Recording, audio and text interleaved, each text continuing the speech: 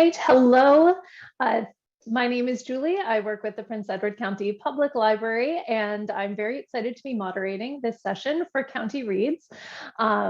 So I would like to introduce Iona Whishaw. Iona was born in British Columbia, and after living her early years in the Kootenays, she spent her formative years learning in Mexico, Nicaragua, and the US. She has traveled extensively for pleasure and education before she settled into the Vancouver area. Throughout her roles as a youth worker, social worker, teacher, and award-winning high school principal, her love of writing remained consistent and compelled her to obtain her master's in creative writing from the University of British Columbia. Iona has published short fiction, poetry translation, and a children's book. And A Killer in King's Cove, which is the book topic for today's discussion, was her first adult novel. So the heroine, Lane Winslow, was inspired by Iona's own mother, who, like her father before her, was a wartime spy. So I'm very excited to invite Iona to the screen with me. And please, throughout the conversation, if you do have questions, feel free to put them in the chat and I will be monitoring. So hello, Iona. Hi, how are you? I'm good. How are you? Excellent. I just want to congratulate you on your library expansion. That's so exciting. Yes, we are very excited to be breaking ground with that project. It's been many years in the making, so yeah, it's starting to really come to the point where we can really see the progress. So it's great. That's awesome. Perfect. So yes, thank you so much for joining us this afternoon. I guess it's early afternoon for you in British Columbia there. It is. It's 12 o'clock.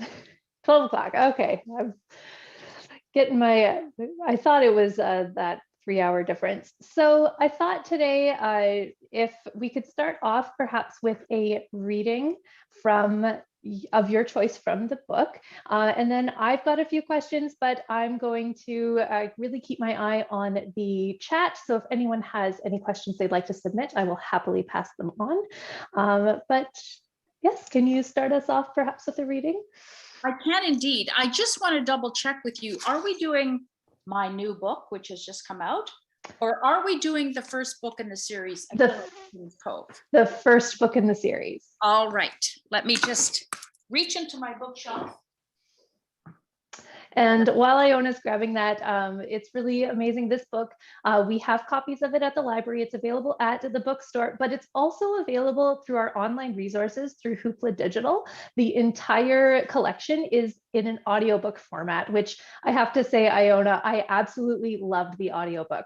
I've got a toddler, so sitting down to read a physical novel is not something I get to do very often, but I had that audiobook going and I tore through it. It was fantastically narrated. So if anyone wants to give... wonderful narrator actually comes from Ontario. Well, she obviously comes from England originally, Marilla Wex, but she is an actress in Ontario and she's been so popular with, 6 of the 8 books are now in audio.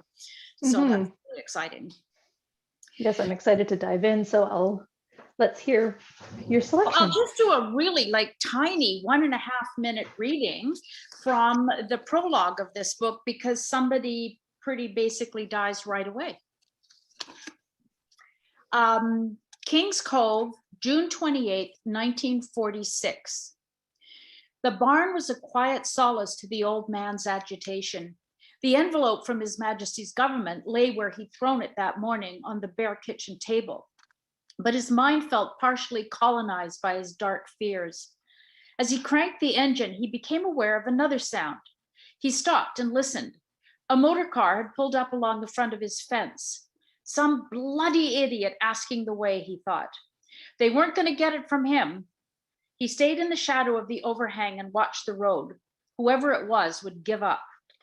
A young man emerged from the motor car and stood looking at the house and then to a piece of paper. He removed his hat to fan himself. And then he climbed the steps of the house and knocked on the door, waited, and then called out, "Hello, is anyone there?" An Englishman. The old man went from irritation to misgivings to stomach-churning panic in one swift moment. He took a step toward the barn door to go out and confront the man, and then changed his mind. If he didn't show himself, this person might leave. He waited while the Englishman called out again, and then muttered "bugger" under his breath. The old man could hear the other man's progress down the steps and waited to hear the motor door open. But instead, he heard footsteps come around the house and toward the barn. He looked desperately behind him into the murky darkness. Not knowing why, he clutched the starter crank in his hand and felt frozen to the spot. The young man reached the barn and peered into the dusky interior, where he suddenly caught sight of the figure cowering in the shadow and jumped back in alarm. "Oh gosh, you startled me. Hello, my name is Jack Franks. With whom am I speaking?" "None of your business," said the old man, scowling. Misunderstanding him, the young man reached into his jacket and pulled out a billfold from which he extracted a white identity card. "It's quite all right. I'm legitimate. Here, I work for the British government." Something inside the old man froze. So they had come. There we go. Thank you. It's so interesting hearing that beginning again, having that. I'm not going to spoil how that book ends, but knowing how that initial interaction shapes the story, it's very interesting to hear it again and think about that. So can you then tell us maybe a little bit about the series as a whole? Did it, from the beginning, did you know that it was going to be a full series, or did it kind of start off just with The Killer in King's Cove and evolve from there? It really started off as a panicky exercise in, I'm going to retire in 2 years, and I really do want to write books, and I'd better start. So, this book, A Killer in King's Cove, was inspired, as you say, by my mother. And it was also very much inspired by the house that I lived in the Kootenays as a very small child.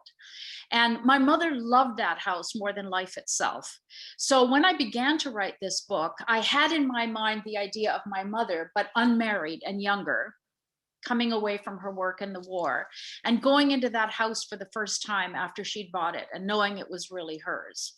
And it really evolved from there. I'd write 400 words every day before I'd dash off to work at the high school. And, at some point I realized I pretty well had a whole book, and I would then spend time beginning to shape it. And so at the time, it was really only that book.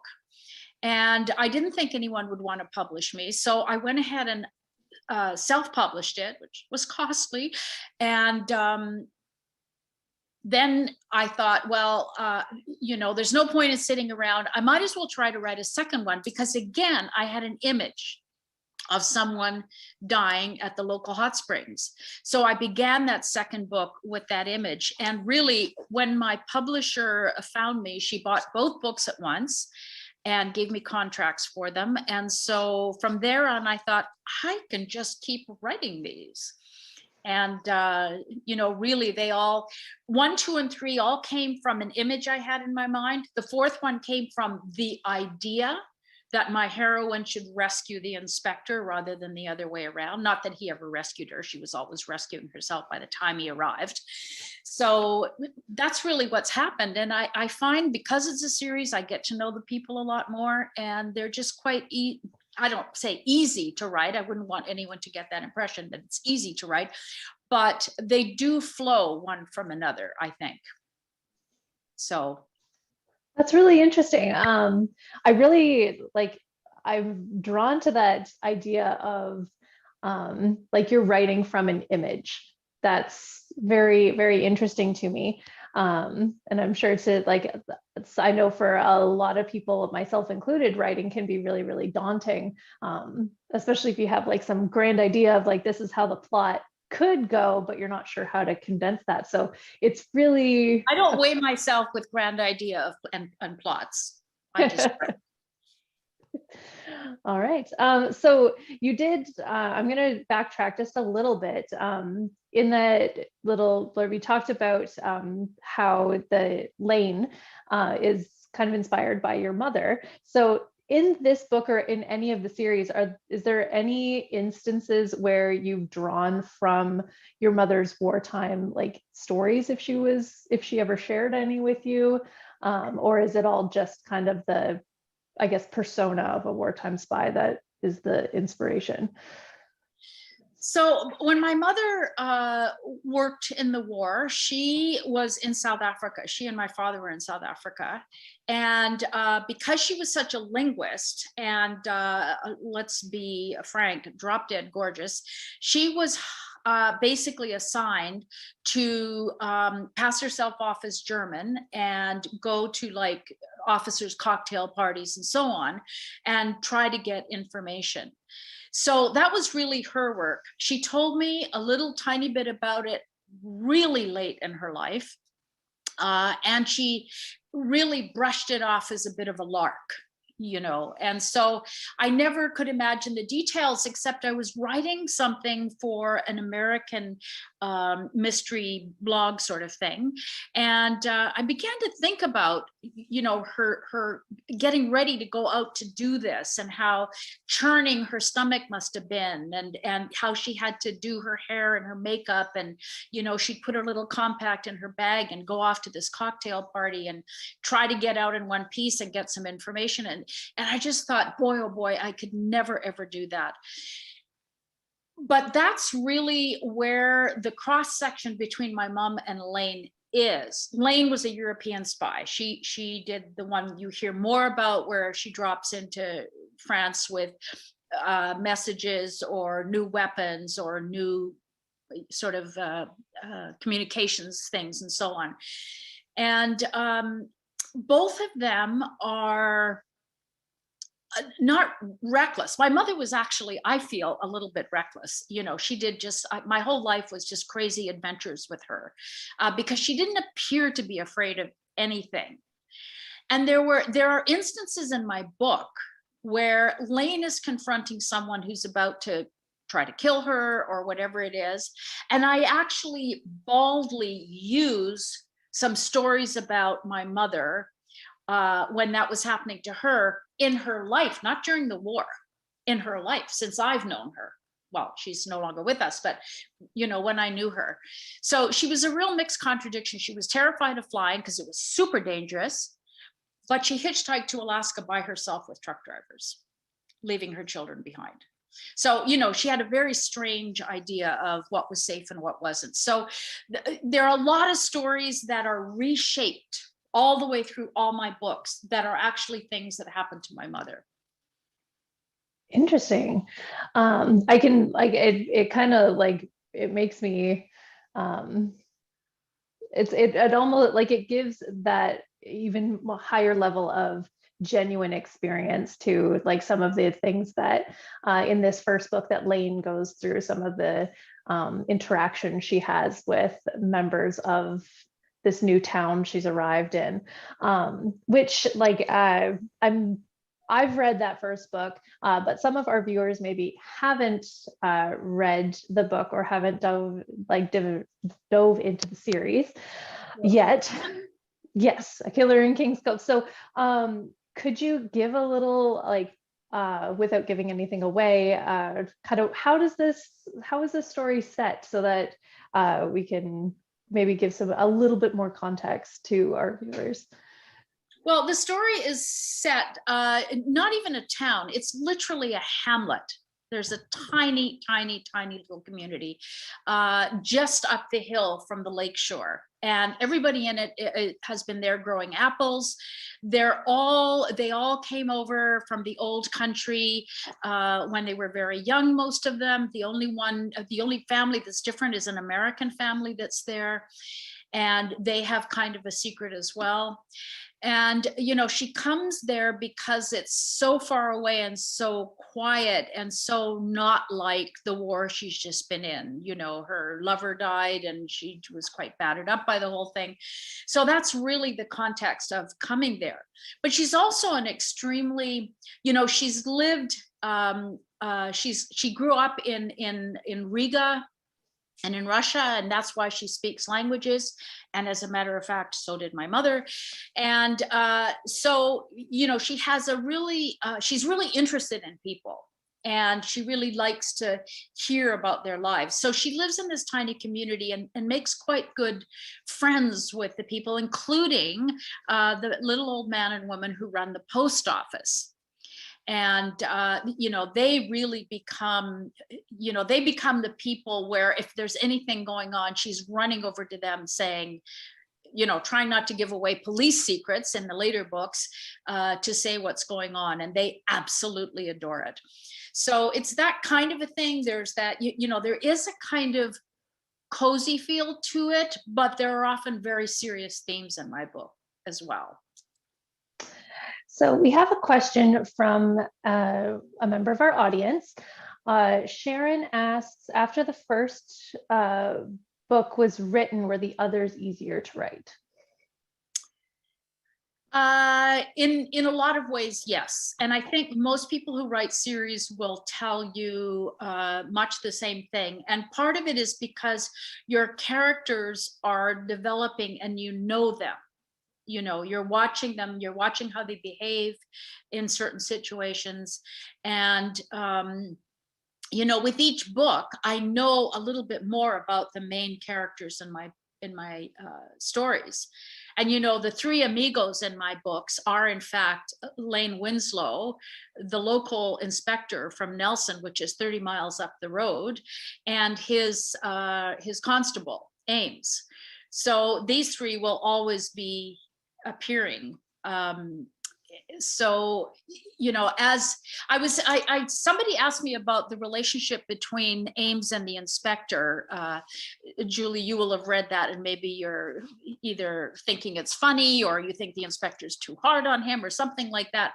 And I realized the moment at which I understood what their relationship was going to be forever. And it happened in this book very, very early, where the inspector gets Lane's phone number. And as he and the constable are walking back to the car and out of earshot from her, the constable says, "Hey, good move getting her phone number like that."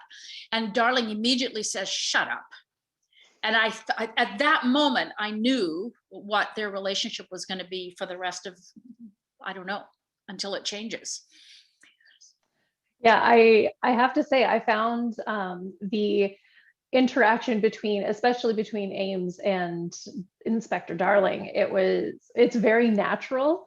It was very easy to like fall right into believing that, like, you know, that would be something that my father and I had that sort of relationship, and it would swap back and forth. Like it's a really genuine interaction.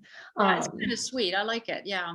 Yeah, like it's lovely that it's that firmness and that appearance of like rigidity, but I think to me it seemed like underneath it's quite warm in its own way. But Darling has genuine authority. Everyone knows who's in charge, and it's Darling, you know, no matter what he does. So I like that as a model, and I think it is kind of sweet, really.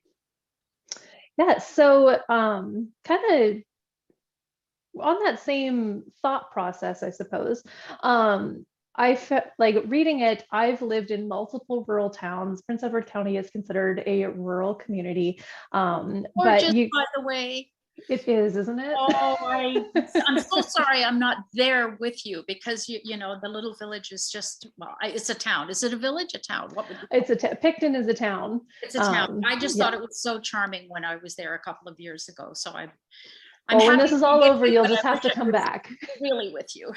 Anyway, carry on. I interrupted you. I'm sorry. No, it's all right. So like I just wanted to say that you really accurately capture the feeling of rural living in your description of Kings Cove, and like how Lane has to just like learn how to live in this rural community. Why did you choose to set the book in such a small, rural, and secluded place?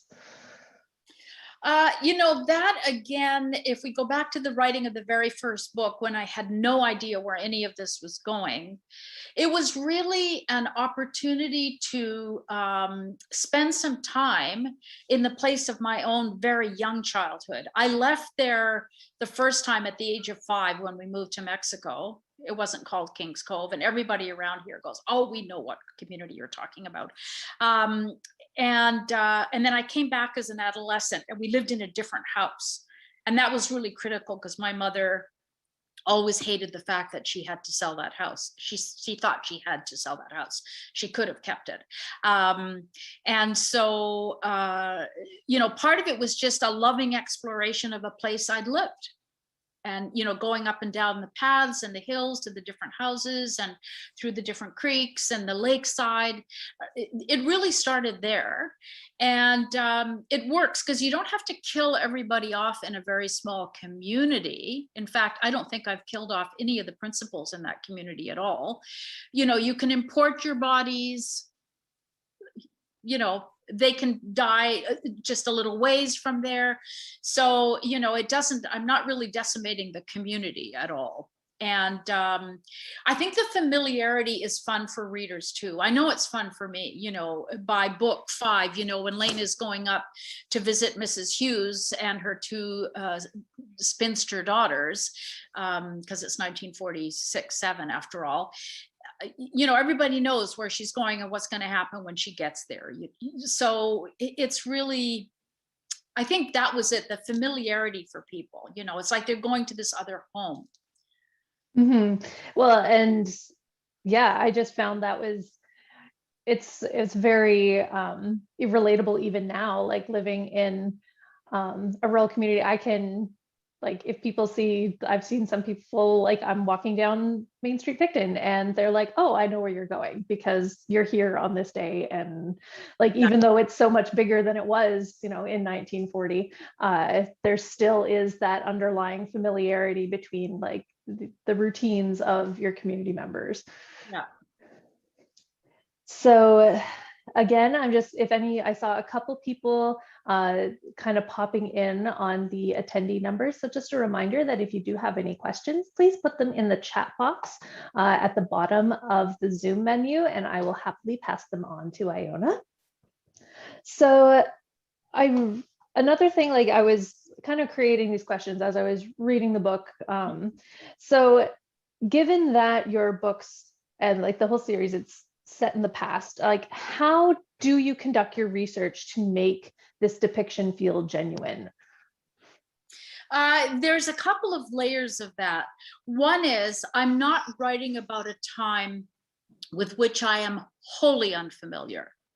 So in other words, the kind of language that people are using are the kind of language I heard when I was growing up. So how Lane and Darling talk with each other, how the community members talk with each other, that's not foreign to me. I can remember that. And that community that I lived in, really, I was born in 48 and I moved to that community when I was 2. So I was a very small child there, but it was really living in a pre-war past. I mean, they still wore all their clothes from the 1930s to go to church, and they still had their old hairdos. And, and then a lot of the sort of physical things were behind too. Like in the first book, I describe her telephone, which is a wind up phone with a horn and a thing that you listen to and you talk into the horn. That was in fact my childhood phone. Long after everybody had rotary phones, there was no reason not to have one, but I think my mother just loved that old thing. And the whole idea of a phone exchange and, party lines and all, those were all things that I knew about. So that was the layer of things that I know about and could remember and could access. sometimes looking for technical details, how did the phone exchange work? How do and I would go and look for those because I've got an iPhone, so it's almost unimaginable how we lived then. And for other things, there's a lot of actual in the following books. There's actually quite a lot of historical detail about things like Russian spies in the country, like the Sudetenland refugees, like the attempted rise of the Nazi party in Canada right after the war. These are all things that, I read about. And also the home children I read about extensively because my third book deals with the home children, which is a big, big story in Canada that is very foreign, for example, to my American readers, who are always quite interested in it. So it's just a question of looking for things that I'm going to need to really know. I don't like to cram my books with historical detail because that can be kind of exhausting for the reader, and I don't want them anything but happy. But I want to make sure that any details that I do put in are the right ones. And let me tell you, my readers are wonderful. They will often write me letters saying, oh my God, my father was a Sudetenland refugee. Reading your book was like listening to his stories. And so then I go, oh, thank heavens. Or I get, this particular little detail, and then I go, thank you very much. And the next print will make sure that I haven't usually been too wrong about any historical details. So I'm happy about that. Often there are technical details about language or something like that. So that's how I try to work. Yeah, that's it also reminds me like the point about the party line. And my father grew up in Wellington in Prince Edward County, and when he had a party line phone in his house, and he would tell me stories about picking it up when he was bored when he was like 5. And I actually have a story about that I didn't realize. I was doing a little event for a local library in the next town from here just last week, and an older gentleman had signed on from Saskatchewan, and he said to me that he was the son of the man that I depict as running the little gas station, Bales. And I was just entranced. And he said, that dog that always lay in the road was called Blackie. And then he said to me, my mother ran the phone exchange, and one April 1st, she plugged in every single phone in the district so that they all rang at once. And then she shouted, April Fools, when everyone picked up the phone. And I thought that was so just like funny, because it's just so rural. And there's this nice lady, obviously, thinking of a way she can really get at people. That's amazing. Yeah, it's all, and they all heard, right? Because there was so much party line. Wow, that's a fantastic story. Thank you for sharing that. So we actually have 2 questions come in from attendees. Alexandra Bake has commented and said, we have enjoyed the entire series, especially the development of Lane and Darling's relationship, but also the camaraderie between Lane and Ames. First question, will there be more books in the series? And second question, does Ames find his love relationship? Yes, poor Ames. Let's take them back to front. I'm writing the 9th book. So the one I showed you, A Lethal Lesson, is the 8th book. And I'm writing the 9th book, and Ames has really had trouble settling down, but we're feeling comfortable. For those of you who've read the books, we're liking the look of the lady mechanic. So we'll see where that goes. And then what was the first part of the question again? It was just that, are there going to be more books in the series? Which, that's exciting that you're writing the 9th. Yes, I know. I'm kind of enjoying it. Obviously, that's why I write them.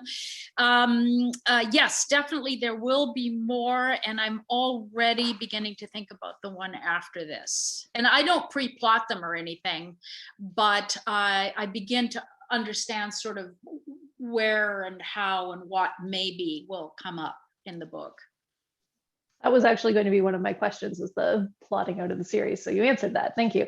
And then Barbara Sweet has said, you reference beauty a lot through art, the scenery, Lane's home and gardens. Is that a conscious antidote to the murders? Well, now that you've said that, let me say absolutely. It was, I would say it's unconscious. I'm very, that part of the world is just so beautiful.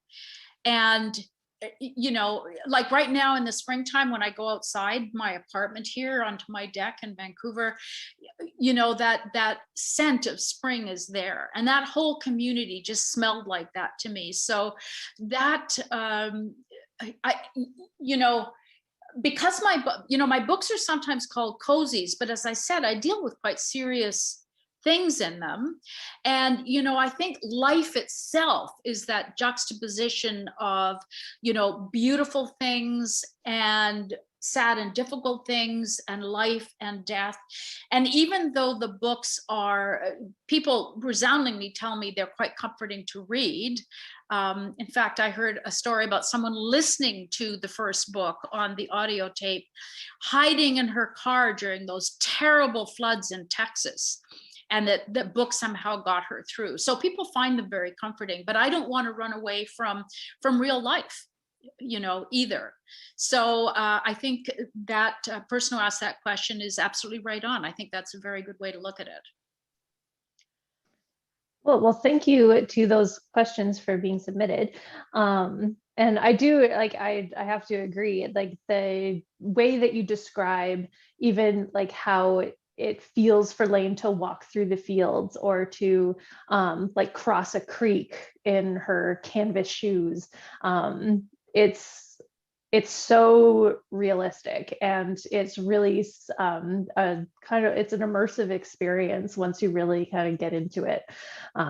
So I can see how it could be like that comforting, and it's that complete distraction for people. So another aspect of these books, which I find quite interesting, is you often have kind of dual timelines happening. How do you manage the multiple timelines, especially when you're planning? Remember that part about not planning? Well, I also don't plotting. I don't plan either. And it is for those of you who out there who are writers.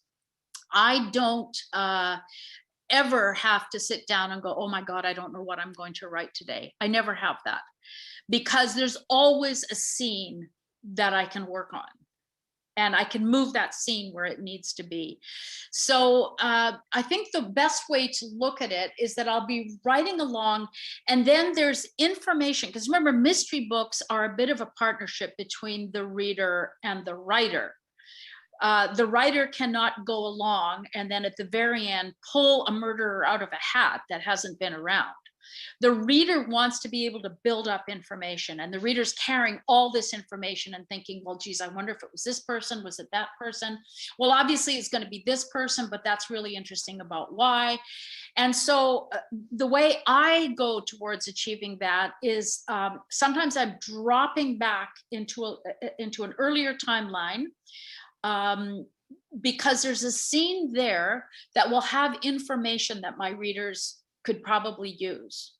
So I'm not saying I consciously construct it as a puzzle, but as I myself am figuring out what is happening, I'm writing these scenes and going, oh, okay, now I understand why, the mother of this young man, for example, in my fourth or fifth book, is so bitter, because I've seen something about her early life now.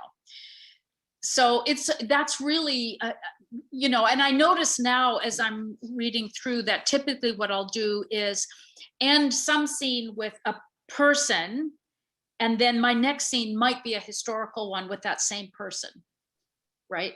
So they do kind of relate to each other. I think unconsciously I go, okay, I need to say something about this now.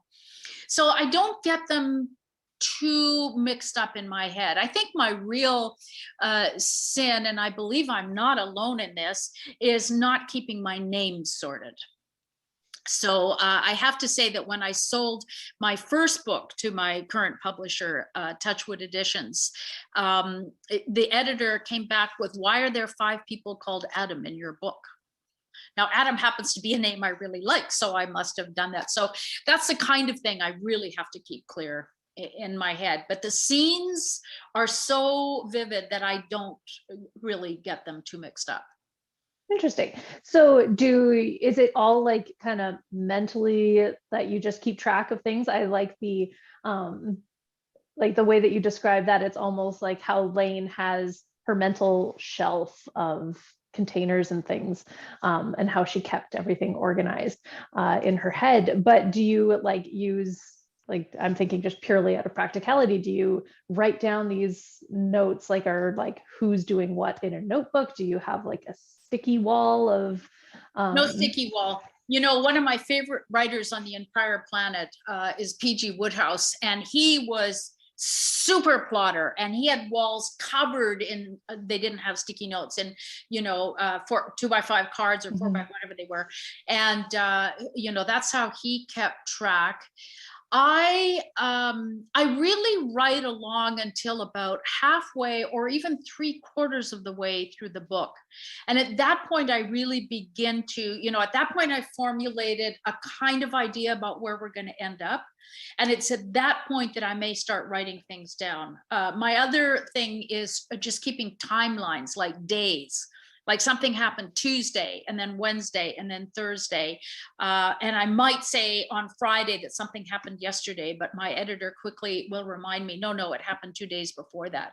Can we try to keep those timelines clear? So that's more the level that I have difficulty with. But, you know, after about 3/4, when I'm really concerned about how I'm going to get places from where I am now, that's when I really begin to do exactly that. I have a notebook, my handwriting.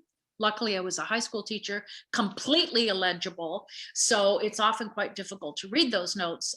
But yes, they're very useful at that point. Interesting. So I find the whole process very, it's very intriguing to me, like, as like to listen to you as a writer to talk about this, because like I'm a huge, very passionate theater person, and a lot of the tools that you're talking about are things that you do to go through, like writing your play, or writing your story, and like keeping track of timelines and those sorts of things. It's the same kind of writing techniques that we would use in theater, and this whole idea of you're devising a whole storyline around an image.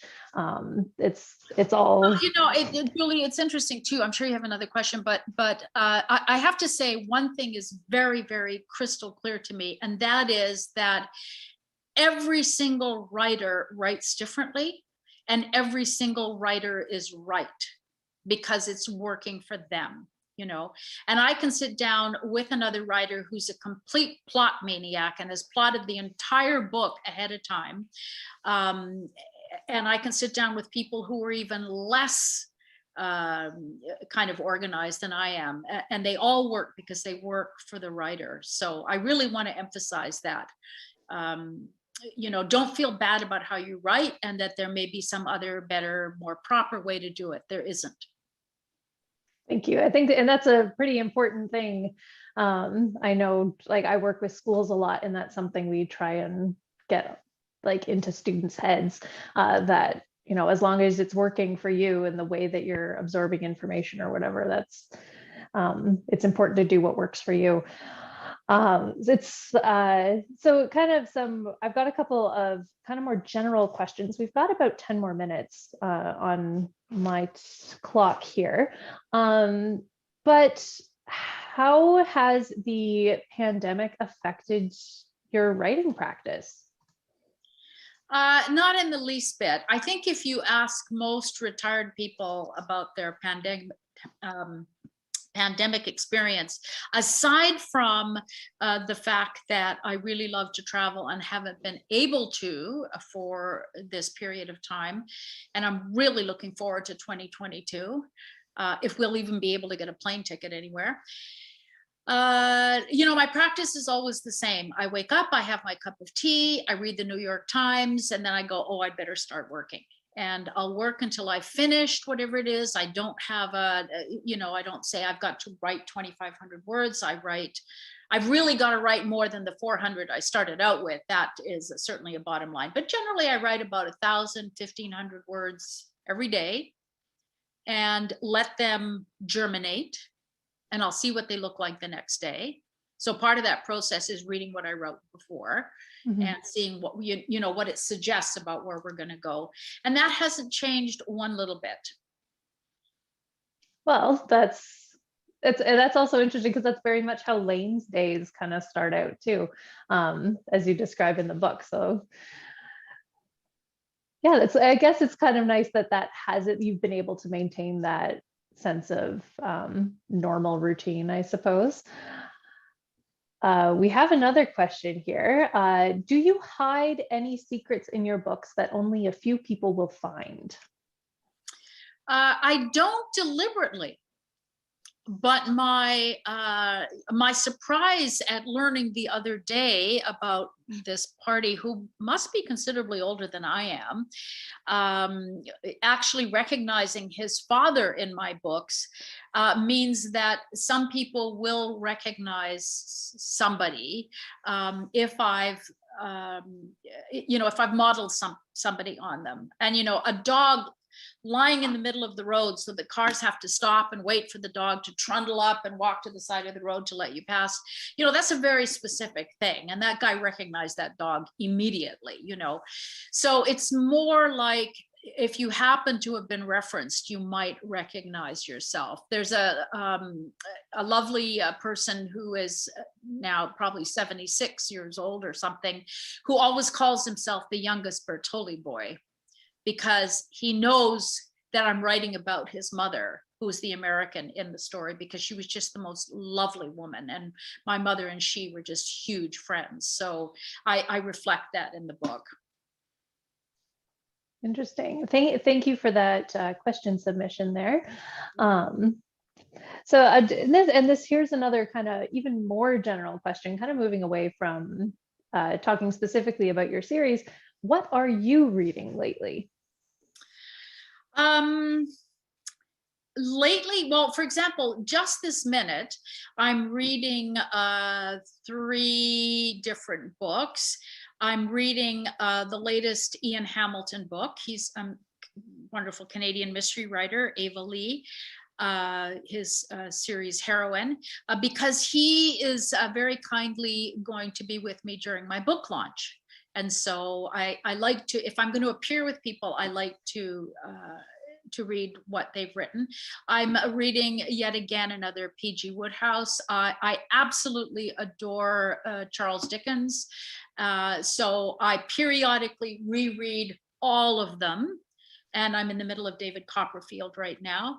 And I'm also reading a new book by the guy who made Foyle's War, has written a very tightly plotted English village mystery called The Magpie Murders. So I'm reading that as well.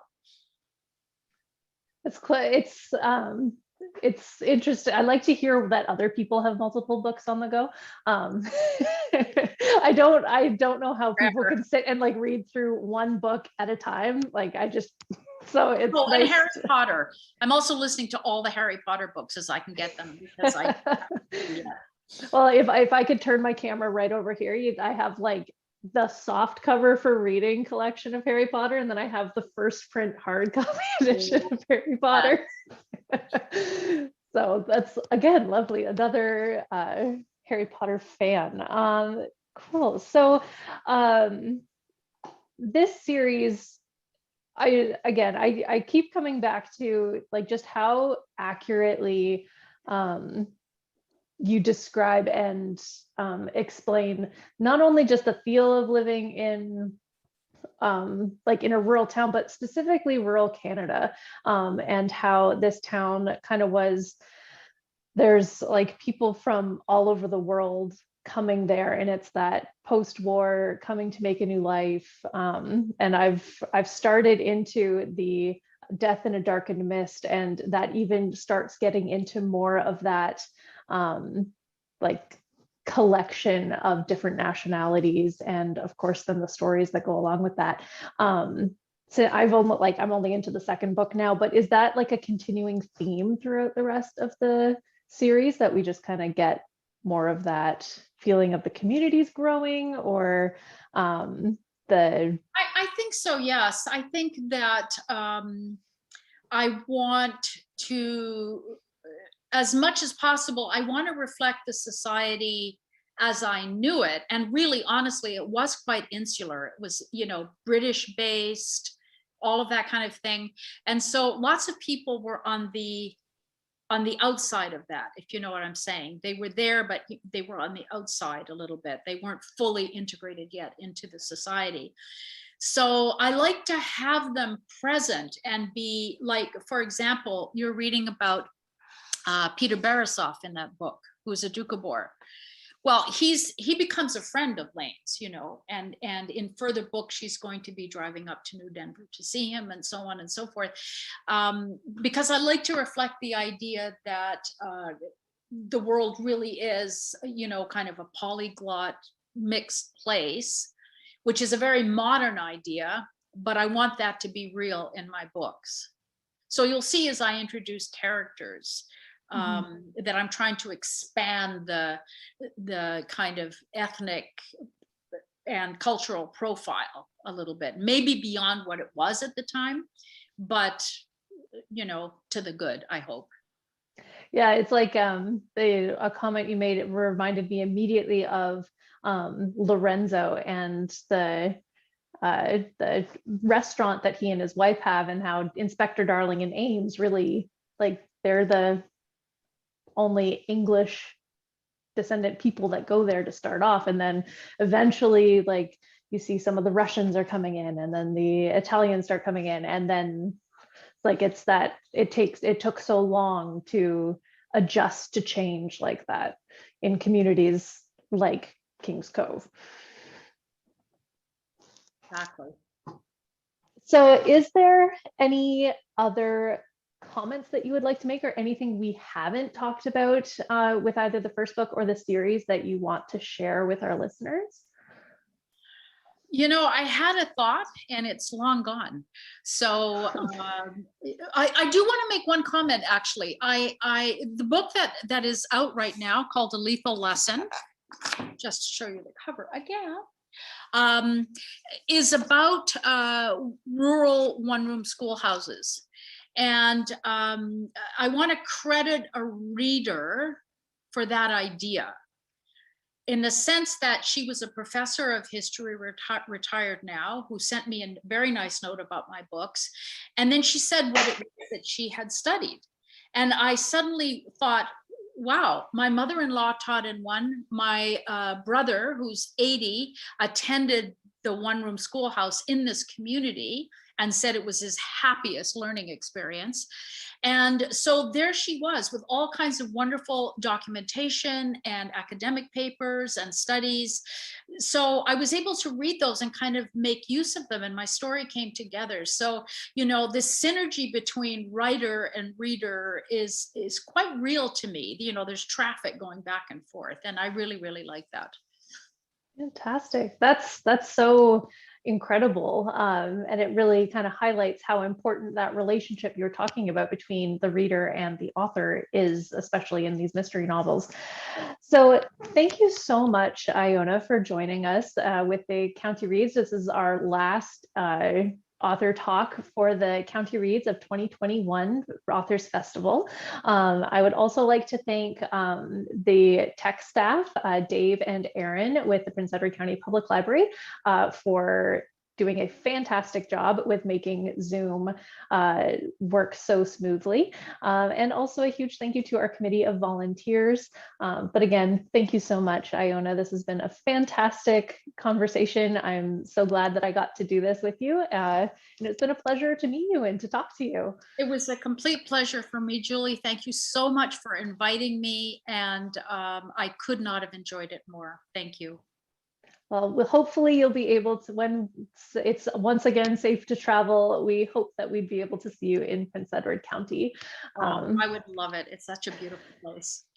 Perfect. Well, thank you everyone for tuning in, and I will turn this back over to Dave.